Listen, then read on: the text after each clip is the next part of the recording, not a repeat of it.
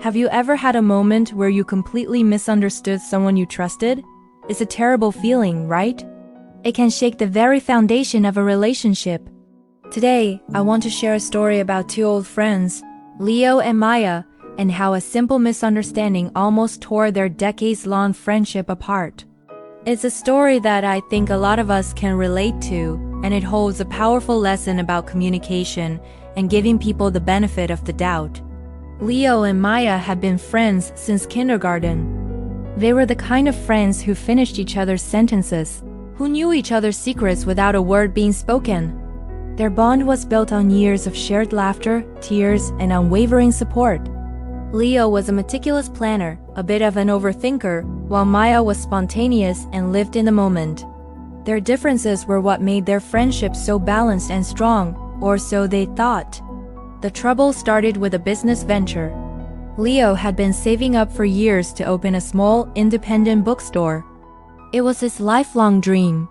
He poured all his energy into it, creating detailed business plans, scouting locations, and curating a list of books he wanted to stock. Maya, an artist with a brilliant eye for design, was just as excited as he was. She promised to help him design the interior, create a logo, and make his bookstore the coziest, most inviting place in town. They were a dream team. Leo handled the logistics and finances, and Maya brought the creative vision. For months, everything was perfect. They spent late nights sketching layouts, debating color palettes, and imagining the day they would finally open the doors. Leo trusted Maya implicitly.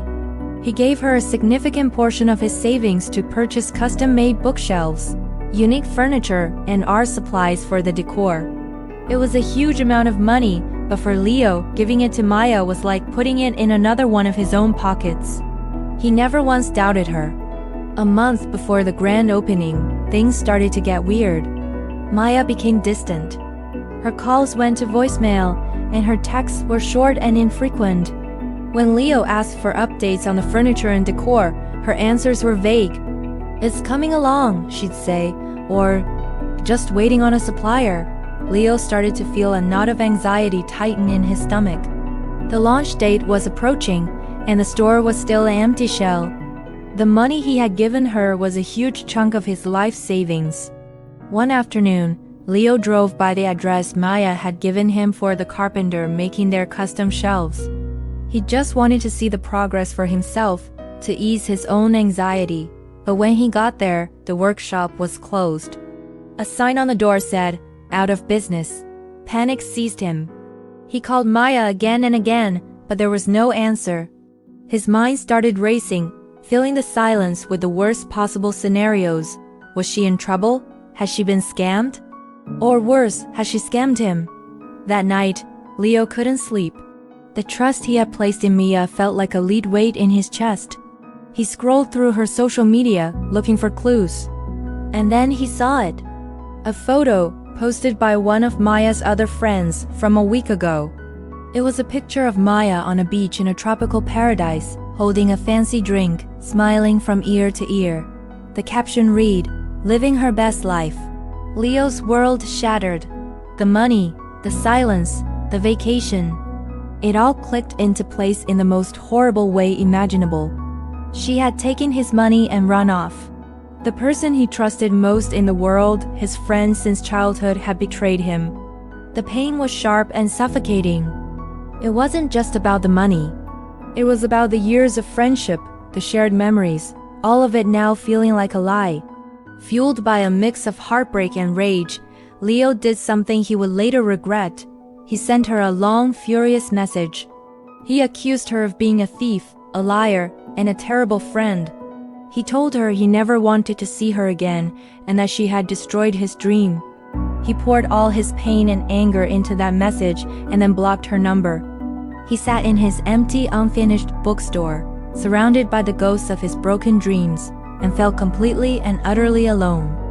A few days later, Leo was trying to figure out how to salvage his project when an email popped up. It was from a shipping company confirming a delivery for the next day.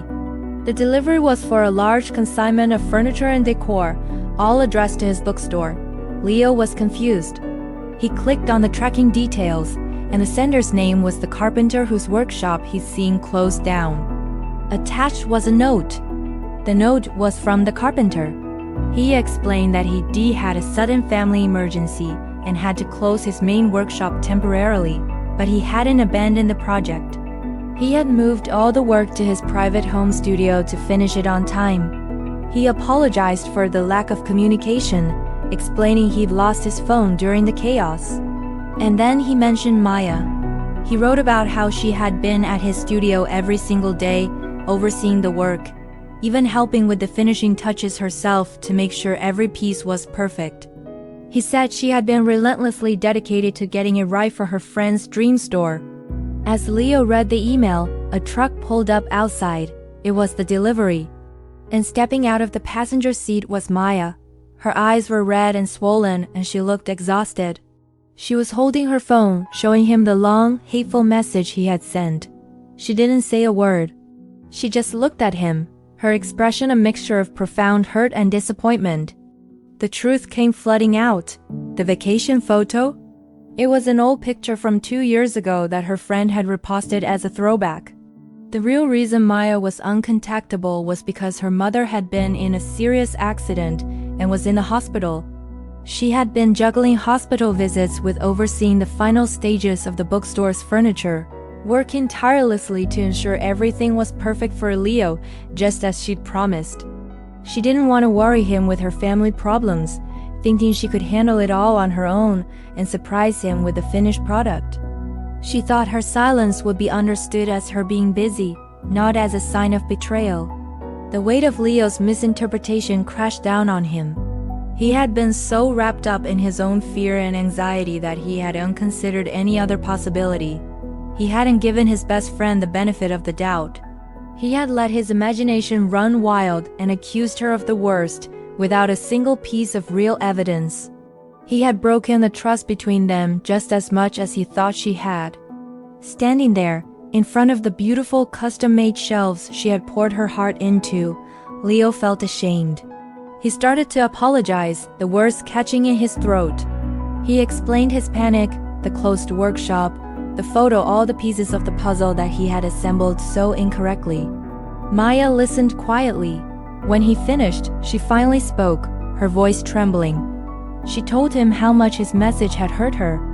How, in one of her life's most difficult moments when she needed her best friend the most, he had accused her of being a monster. The money didn't matter, she said. It was his lack of faith in her that had wounded her so deeply. Their friendship hung by a thread in that moment. It took a long, painful conversation and many more after that to begin to heal the damage.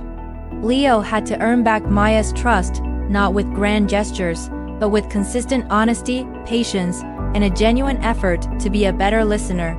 He learned that trust isn't just about believing in someone when things are good. It's about holding on to that belief when things are confusing and uncertain. The bookstore did open, and it was beautiful, a testament to both their dreams, but their friendship was forever changed. It was stronger in some ways, but also more fragile, a constant reminder of how easily trust can be broken by misinterpretation. This story really makes you think, doesn't it? How often do we jump to conclusions based on incomplete information? How often do we let our own fears color our perception of someone's actions? Communication is key, but so is a little bit of faith. Before you let suspicion take over, maybe take a deep breath and choose to believe in the people you care about. A simple question can clear up a world of misunderstanding. Thank you so much for listening to this story with me today. If it resonated with you, I'd love to hear your thoughts in the comments. Have you ever been in a situation like Leo or Maya? Don't forget to like this video and subscribe for more stories that make us think. See you next time.